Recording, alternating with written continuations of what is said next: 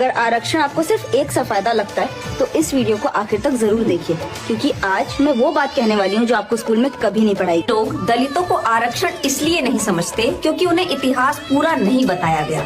उन्हें ये तो बताया गया कि दलितों को नौकरी में सीट मिलती, लेकिन ये नहीं बताया गया कि दलितों को सदियों तक स्कूल में बैठने नहीं दिया गया। उन्हें ये तो दिखाया गया कि आज कोई दलित अफसर है, लेकिन ये नहीं दिखाया गया कि उसके दादा को स्कूल की चौक वहीं से ही भगा दिया गया था। लोग कहते हैं अब तो जमाना बदल गया है, लेकिन अगर जमाना बदल गया तो आज भी दलित बस्ती में पानी अलग क्यों है, श्मशान अलग क्यों है, सम्मान अब भी शर्तों पे क्यों मिलता है? सच्चाई पर हमें नए फैसले लेने पड़ते हैं। छोटे छोटे कदम भी बहुत मायने रखते हैं, वही हमें आगे बढ़ाते हैं। और अगर आप गलती की लाइन खींच दी जाए तो क्या वो न्याय कहलाएगा?